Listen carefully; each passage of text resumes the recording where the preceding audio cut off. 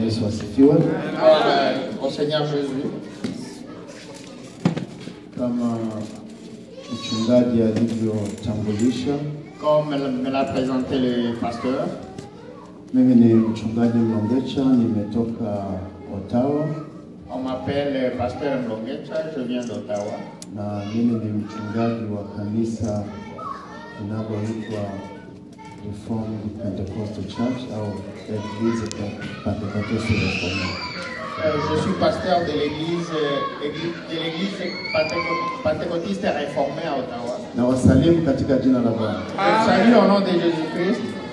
Nafurahi kwa kupata nafasi ya kusimama mbele ya watu wa Mungu Je suis très content d'avoir cette opportunité d'être devant l'Assemblée de Dieu na kuweza kuchangia kidogo neno la Mungu. et surtout partager la parole de Dieu. Najua neno ni la Mungu, sio neno langu. Et je sais que la parole appartient à Dieu mais pas à moi. Basi kabla ya kusoma neno, Alors avant de lire la parole, tapenda niombe kidogo tu kwa ufupi. je vais prier un peu. Mungu Baba mtakatifu, ulijua siku hii na wote waliofika hapa hawakuja kwa ajili yangu, ni kwa ajili yako. Kwa hiyo Baba, ninawaweka mikononi mwako pamoja na mimi. Sema na watu wako ili waweze kuelewa. Naomba Roho Mtakatifu ushike hatamu katika jina la Yesu. Amen. Amen. Tufungue Biblia katika kitabu cha Agano la Kale, Mhubiri sura 12. On nos Bibles dans Ecclésiaste chapitre 12, Tasoma mstari wa kwanza mpaka wa pili. verset 1 jusqu'à 2. Ecclésiaste chapitre 12, verset 1 jusqu'à 2.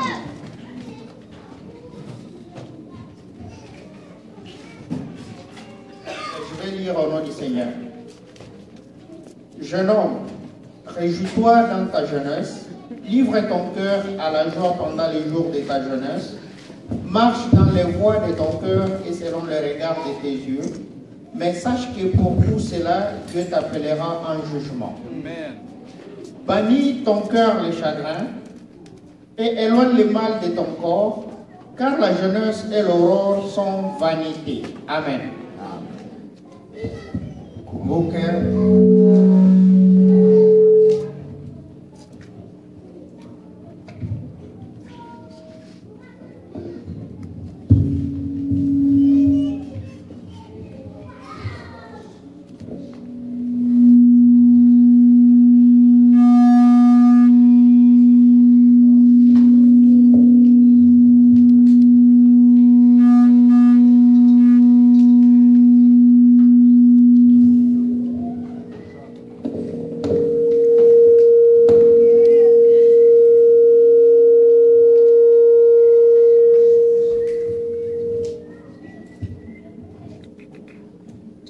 Amen. Amen.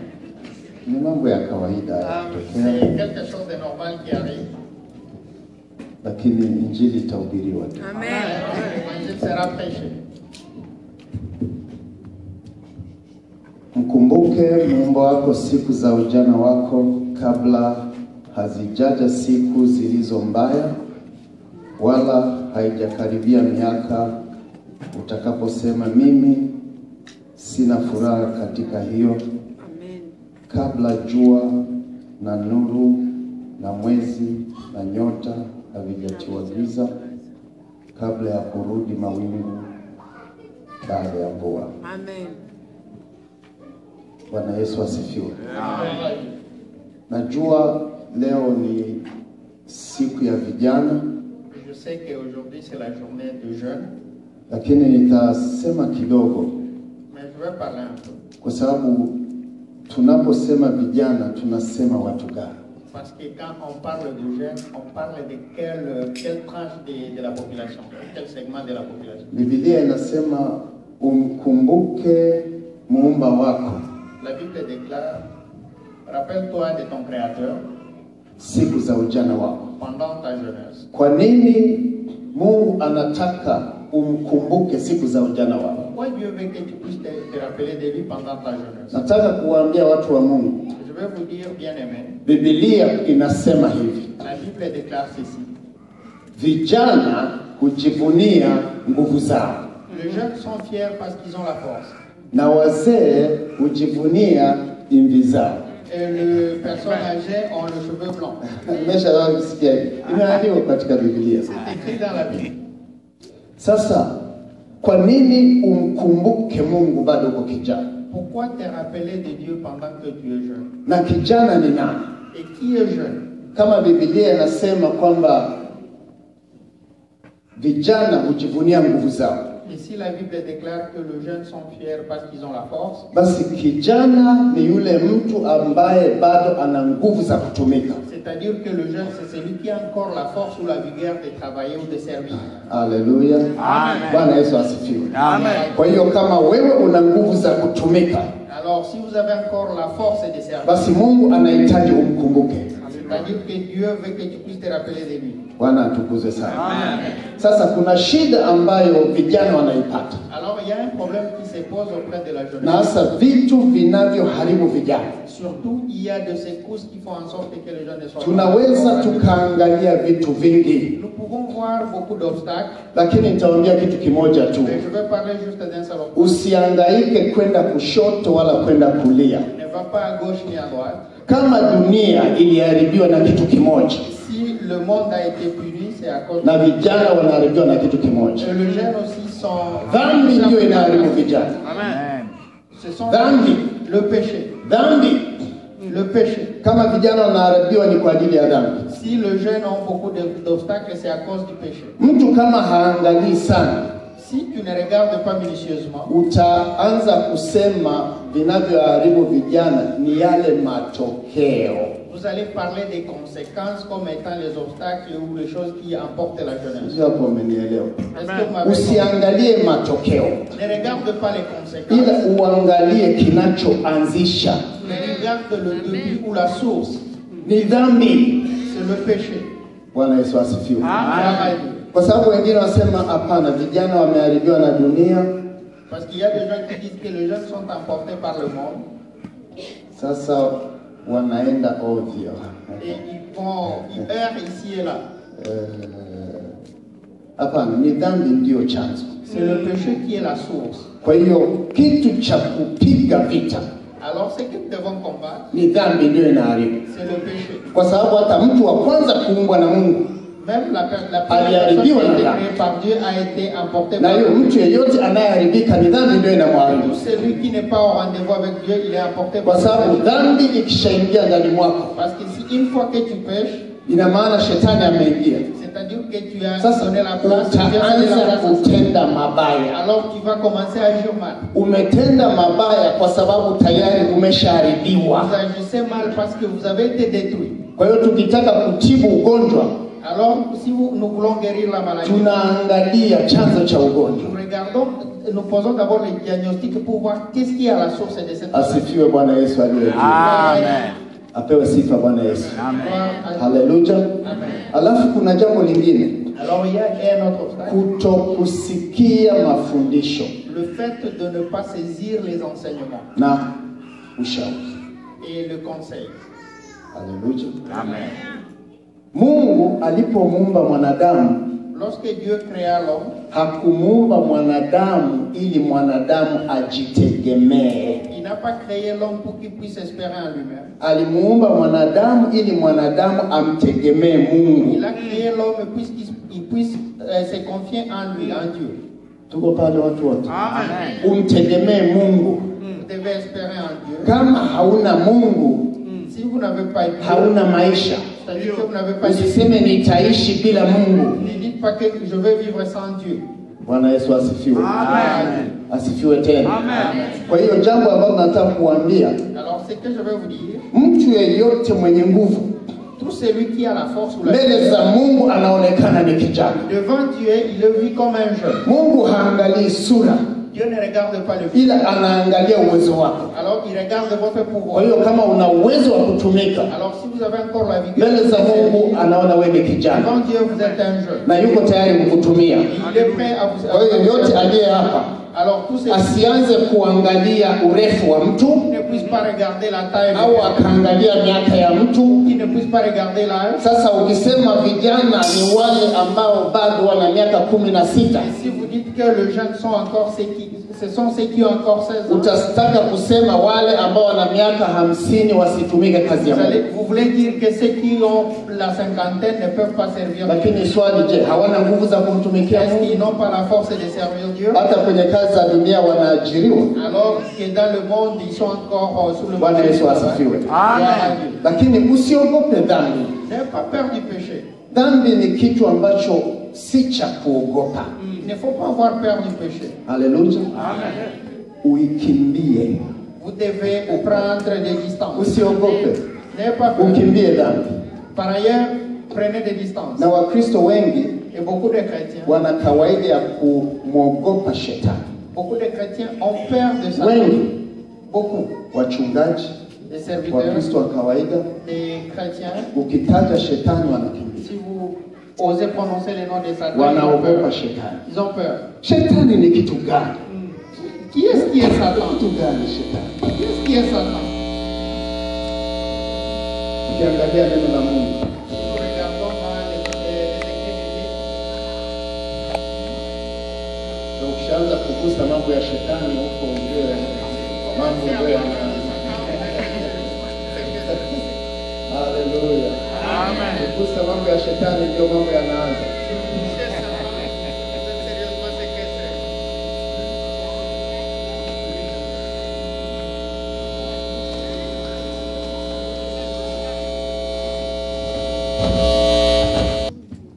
Ogope shetani. N'ayons pas peur de Satan. Naweza kuambia hivi, Je peux vous dire ceci. wakati Mungu anamuumba mwanadamu, Lorsque Dieu créa l'homme, ukisoma Biblia katika bustani ya Eden, si vous lisez dans la Bible et dans le jardin d'Éden, Mungu akamwambia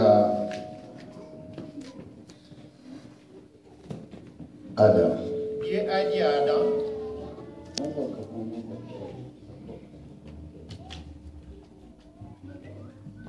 katika bustani hii dans le jardin, kuna mti wa ujuzi wa mema na mabaya. il y a l'arbre de la connaissance du bien et du mal. Si ndio Mungu alimwambia?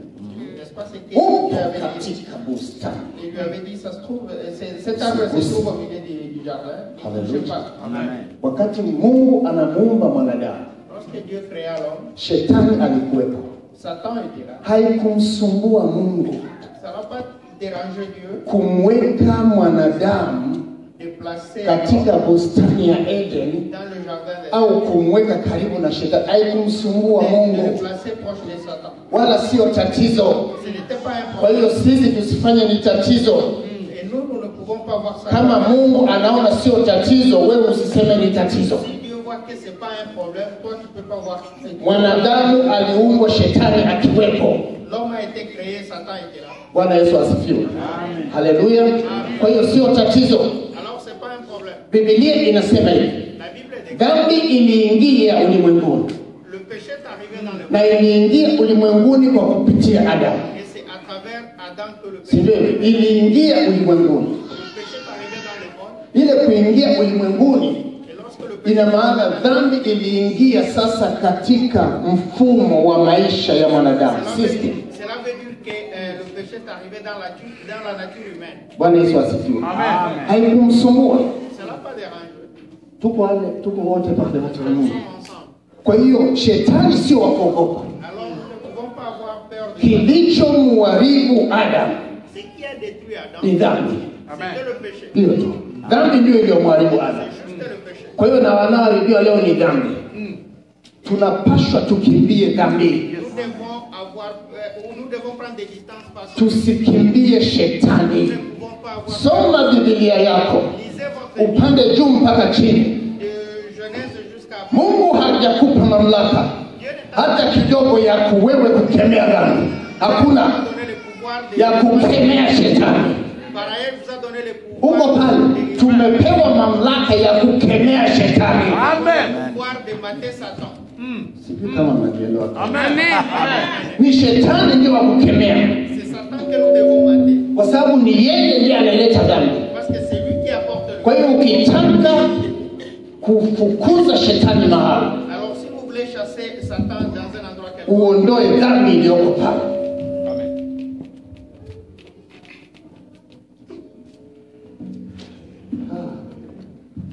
Wakati wa kuimba haikuweza shida, lorsqu'on louait, le microphone est libéré. wakati wa neno inaleta shida. Alors quand on commence à prêcher, c'est là que nous avons des difficultés. Apewe sifa Bwana Yesu. Amen. Haleluya. Kwa hiyo ninachotaka kusema ni hivi, Ce que je vais dire ceci, Biblia inasema hivi, la Bible déclare ceci. tumepewa mamlaka ya kukanyaga nge. Nous avons le pouvoir de marcher sur les scorpions. Hakuna sehemu Biblia imesema tumepewa mamlaka ya kukanyaga dhambi. Nulle part dans la Bible, on nous a dit que nous allons marcher sur Ni les péchés. kumkanyaga shetani. Nous allons marcher sur Satan. Tunapofukuza mapepo tunamfukuza shetani. Quand on chasse les esprits impurs, on chasse Satan. Wakati tunapoombea mtu Lorsque nous intercédons, atuombe dhambi toka. nous ne demandons pas ce que le péché peut sortir. Qui prie de cette façon-là? Moi, je Eti dhambi prie toka. que le péché Sema sorte. pepo toka. On dit que les esprits Shetani toka. Si ndio? Tumepewa mamlaka ya kukanyaga shetani. On nous a confié le pouvoir de marcher sur Kwa hiyo Satan. hatuna sababu ya kumwogopa shetani. Alors nous n'avons pas de raison pour Na wakati tumeshapewa faire ça. mamlaka. Et dès que nous avons reçu le pouvoir, Haleluya. Lakini kitu cha kukaa mbali nacho, nous devons prendre des distances. tunapaswa kukaa mbali na dhambi, Nous devons rester loin du péché. kwa sababu shetani ili atawale Parce que pour que Satan puisse régner, hafanyi vitu kwa kubabaisha, il ne fait pas des choses par hasard. anafanya vitu kwa kufuata sheria. Il suit la loi. Haleluya. Ndio hivyo, sheria iliyowekwa na Mungu La loi qui a été établie par Dieu, ya dhambi na mauti. que le péché et la mort. Ukitenda dhambi Si vous, utakufa. si vous péchez, vous allez mourir. Biblia inasema hivi, La Bible déclare mshahara wa dhambi ni mauti. le salaire du péché, c'est la mort. Aliyesema hivyo ni shetani au ni Mungu? C'est lui qui a dit ça. Est-ce que Mungu ndiye ameweka, c'est Dieu qui l'a dit? sio shetani. C'est pas Hiyo ça. sheria imewekwa na Mungu. Cette loi a été Kwa établie hiyo par Dieu. ukitenda dhambi utakufa. Si vous péchez, vous allez mourir. Bwana asifiwe. Na ndio Adamu alikufa, C'est pour ça qu'il est mort. lakini kifo cha Adamu, watu wengine ukiangalia, wakati Biblia inasema Adamu aliishi miaka 930, La Bible déclare qu'Adam a vécu pendant 930 ans. ndipo akaja kufa. Et après, il est décédé. Haleluya. Amen. Lakini ni lini alikula tunda? Alors, c'est quand qu'il a mangé le Ni fruit. muda mrefu, C'est très longtemps. si tuko pale? Est-ce que nous sommes là? Haleluya. Amen. Baada ya kula tunda siku hiyo, Après avoir mangé le kwani fruit, walimwona Adamu akaanguka akafa? est-ce qu'on a vu Adam mourir? Haleluya. Aliendelea kuishi, Il a continué de aliendelea kuishi. Il a continué de Nataka kuwapa mfano hivi. Je vais vous illustrer Mtu ça par un exemple. ambaye amehukumiwa kunyongwa, La personne dont la sentence est tombée qu'il sera pendu, huyo ameoa, anasema atauawa na yeye. et c'est tout le monde s'est convenu qu'il va mourir aussi. Baada ya yule hakimu kusema huyo atauawa, wanampigaga risasi pale Est-ce pale. que quand le juge décide que la personne va mourir, est-ce qu'on tire sur la personne? Haleluya. Hapana, Non. anakwenda kwenye kifungo, Il part en prison. anasubiri siku ya kuuawa. Il attend le jour de la mort. Na Adamu alipofanya dhambi Et lorsque Adam avait péché, hakufa siku ile il n'est ile, pas mort le même alikuwa kwenye kifungo, Il était dans la prison. amefungwa Il était en mpaka ile prison siku ya kufa. jusqu'au jour de sa mort. Haleluya. Ajapokuwa anatembea, Même s'il marchait, mnamwona yuko hai, vous le voyez, lakini umeshakufa. mais il était déjà mort. Dhambi inaua watu. Le péché tue l'homme. Haleluya. Shetani haui mtu. Satan ne tue pas quelqu'un. Biblia inasema dhambi ndiyo inayoua, La Bible déclare que c'est le péché qui tue, sio shetani. pas Satan. Haleluya, Bwana Yesu asifiwe. Kwa hiyo wewe ambaye una nguvu za kumtumikia Mungu, alors vous qui avez encore la vigueur de servir, unapaswa kujua ni nini cha kufanya, vous devez savoir ce qu'il faut faire na nini cha kukimbia.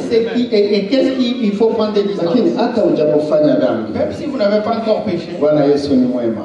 Dieu et Jésus est Kuna bon. njia aliyotutayarishia, Et il y a une voie qu'il a préparée pour nous, et c'est le chemin de njia la ya repentance. kutubu. C'est le chemin de la repentance. Ukishatubu Dès que vous repentez, le péché s'écarte. na dhambi ikishatoka, Et dès que le péché shetani part, tena hana mamlaka. Satan n'a plus de force.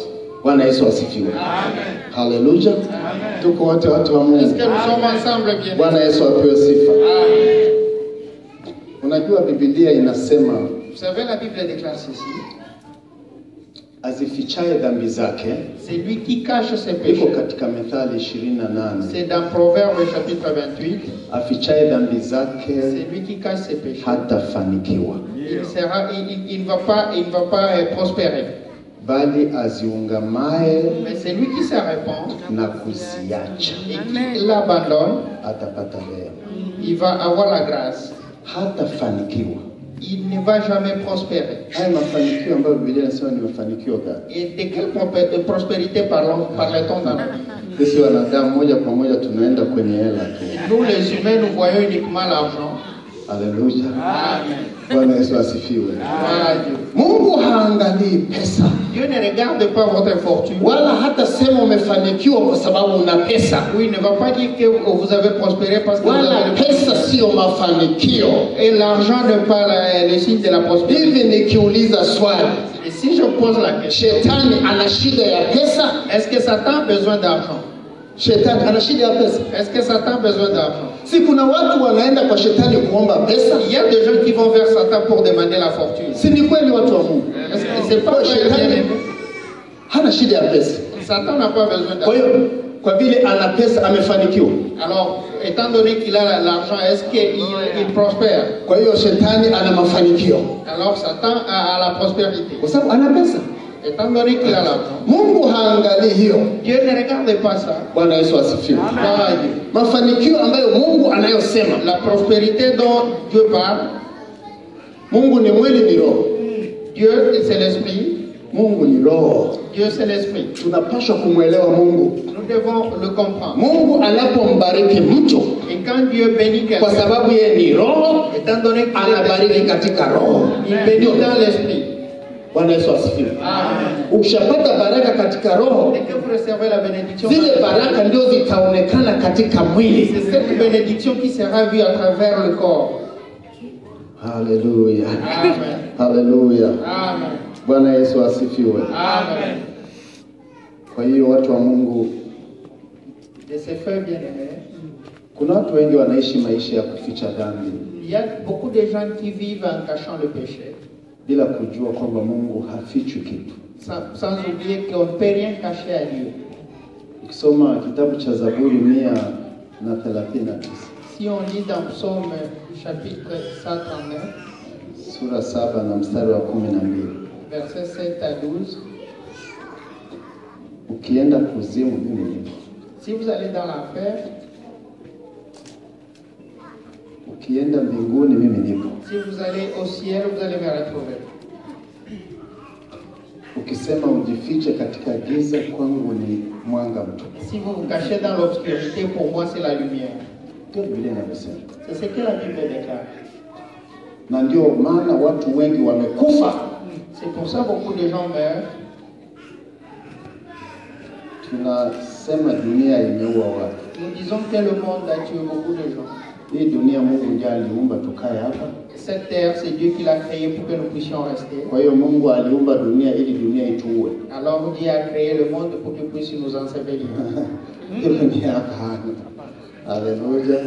Hakuumba dunia ili dunia ituue. Dieu n'a pas créé la terre pour qu'elle puisse nous ensevelir. Alimwambia Adam, Alimwambia wewe Adam, utawala dunia. Vous allez régner sur le monde. Wewe ndiye mkuu wa dunia. Vous êtes le supérieur de ce monde. Sio Biblia inavyosema. C'est ce que la Bible déclare. Hata kama hatuendi kusoma, lakini ndivyo Biblia Même si inavyosema. nous n'avons pas lu, mais c'est ce que la Bible Kwa hiyo déclare. Mungu hakuumba dunia iwe ni sumu kwetu.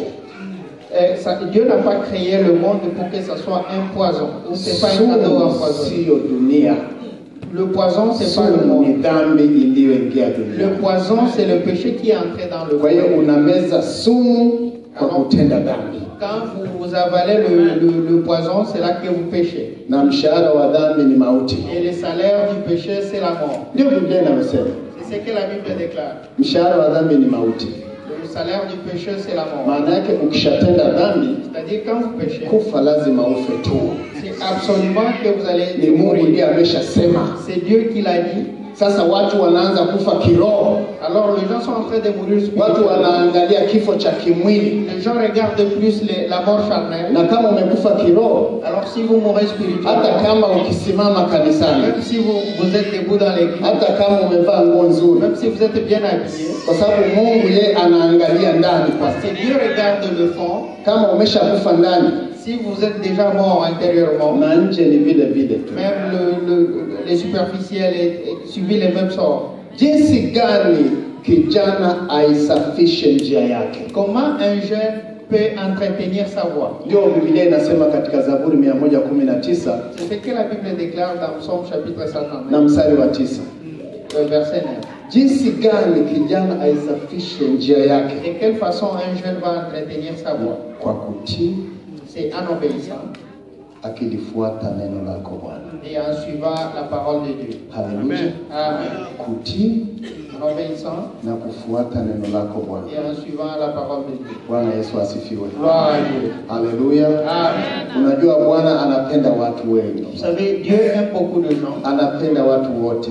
Il aime tout le monde, Lakini wale wanaomtii mais ceux qui l'obéissent, ndio anaokuwa karibu nao. c'est ceux qui sont plus proches de lui. Bwana Yesu asifiwe. Amen. Haleluya. Amen. Shida kubwa Le plus grand katika makanisa, dans les églises, tunakwenda tunahubiri dini. nous sommes en train de prêcher Hiyo ni shida. la confession de foi. Kama tunataka watu wa kutumika kazi ya Si Mungu, nous voulons avoir des gens hatuwezi kuhubiri dini. nous ne pouvons pas Tunapaswa kuhubiri prêcher wokovu. notre foi, nous devons prêcher la gloire. Sijui mko pale watu wa Mungu.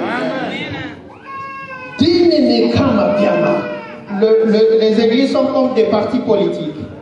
Kuna chama hiki mnaita Bloc Québécois, Il y a des partis comme Bloc québécois, Libéral, il y a des libéraux, sijui NDP. il y a de... Vile ni vyama. Ce sont des partis politiques. Na dini iko kama vyama. Et l'église, c'est comme un parti politique. Nataka kuambia kama popote ulipo unakwenda unahubiri Et dini, si vous allez quelque part et hautafika mbali. vous n'irez pas loin. Hautapata watumishi Vous n'aurez kanisani. pas beaucoup de serviteurs dans vos églises. Utapata wanachama. Vous aurez de membres d'un parti. Mko pale watu wa Mungu. Dini inazaa wanachama. L'église donne naissance à des membres. Bloc Québécois itakuwa na wanachama. Par exemple, le Bloc québécois aura des Mko membres. pale? Dini inazaa wanachama. L'église donne plus de membres. Hatutaki wanachama Nous ne kanisani. voulons pas avoir de Mungu hataki wanachama. Dieu ne veut pas de membres. Biblia inasema Mungu huzaa wana. Anataka watoto. Hapana wanachama. Bwana Yesu asifiwe. Kwa hiyo ni wokovu ndio unaozaa wana. Alors c'est les saluts qui donnent le sang. Hauzai wanachama C'est kanisani. pas le membre d'une église. Na kama kanisa imejaa wanachama, Et si dans une église il y a beaucoup de membres, wewe umeomba. vous n'avez pas fait fortune. Umeomba. Na utapata watumishi. Vous n'aurez pas de service. Kama ni mchungaji utakalia kulaumu vijana wataki Si kuhubiri. vous êtes une pasteur, vous allez Atakwambia sisi ni wanachama wa vous kanisa. dire nous sommes des membres. Sisi sio watoto wa Nous ne kanisa. sommes pas les enfants. Kwa sababu mtoto wanalelewa. Parce que un enfant des églises, Mtoto wanazaliwa. il a la naissance. Mtoto hatafuti. On les cherche. Wanachama ndio wanatafutwa. Par ailleurs, on cherche les membres. Mtoto anazaliwa katika kanisa. On donne la naissance à un enfant dans une église. Bwana Yesu asifiwe. Haleluya. Amen. Mungu ni mwema sana. Dieu est bon. Amen. Bwana tuwe sifa. Amen. Kwa hiyo fahari ya vijana ni nguvu zao Alors, la fierté des jeunes, c'est leur vigueur. na wazee ni imvi zao. Et les personnes âgées, ce sont leurs cheveux blancs. Imvi Les cheveux blancs.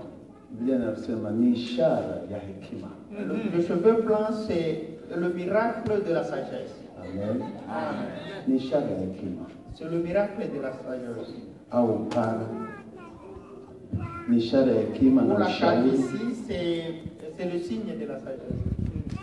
Basi kama tunasema hivi ni ishara ya hekima, Et si nous disons que le cheveu blanc, c'est na le signe de kama la wewe sagesse, ni mzee et si vous êtes avancé na en âge, hauna hekima, que vous n'avez pas basi de sagesse, wewe sio mzee, umekuwa kijana mbele za Mungu.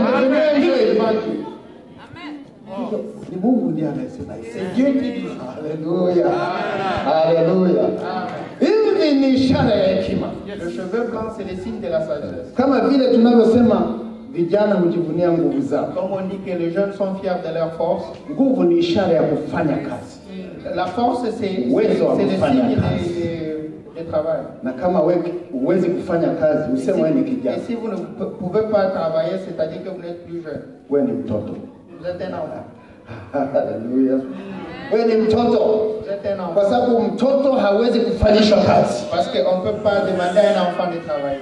Na mzee ambaye anayejivunia imvi zake, Et une personne âgée qui maana yake anajivunia hekima yake c'est-à-dire qu'il est fier de ambayo sa sagesse. ataimwaga kwa vijana Et à travers cette sagesse, ili il va waweze donner kufanya kazi. pour que le jeune puisse faire. Sasa hauna hekima ya kuwapa, Si vous n'avez pas de sagesse à hauna ushauri wa si kuwapa, vous n'avez pas de conseils, alafu unawalaumu hawataki kufanya vous êtes kazi. en train de vous lamenter. Atakwambia sisi ni wanachama. Ils vont vous dire que nous sommes membres d'un parti. Bwana Yesu asifiwe. Unajua shida, Vous connaissez les kama problèmes? kanisa ina wanachama, Si une église a des membres, nimesema umehomba, je dis que vous ne ferez pas fortune. kwa sababu ni hivi. Nataka kuambia tofauti ya watoto na wanachama. Je vais vous dire la différence entre les enfants et le membre d'un parti. Chama kikipata shida, S'il y a un problème, kukiwa na matatizo katika chama, s'il y a un problème interne, wanachama na hali ya kutoka, le membre décide de wanaenda anakotaka mwenye chama huyu, wala huwezi kumfunga et tu ne peux pas na usimlaumu. Kwa nini umetoka? Pourquoi il est parti? Kwani mimi nikienda liberali kuna shida gani? Si moi je parle du parti libéral, quel est le problème? Nilikuwa bloc Québécois, naenda liberali, kuna shida gani? Si je suis membre du bloc québécois et je suis un transfert dans le parti Tumekuwa libéral, maadui kwa ajili nous ne serons pas des ennemis à huu cause ni de hapa. ça. Bwana Yesu asifiwe. Atakwambia nimetoka kwa sababu ya shida, Il va vous dire que je suis, et j'ai donné nimetoka kwa sababu ya matatizo, c'est à cause des problèmes. nimeona kuna njaa nikatoka, Je vis qu'il y a la faim, je suis pas. natafuta sehemu ya kula. Je cherche un endroit où. Huyo ni mwanachama, C'est un membre. lakini kama ni mtoto Mais si c'est un enfant, ndani ya nyumba hakuna chakula, dans la famille, hata mwacha il y a la baba, nourriture. hatakuwa naye. Alisema njaa ni yetu wote, tutalalia uchi. Bwana Yesu asifiwe. Sasa ndio hapo utajua unataka uwe na wanachama au watoto. Alors, vous voulez avoir des membres. Bwana atukuze sana. Mungu ni mwema sana.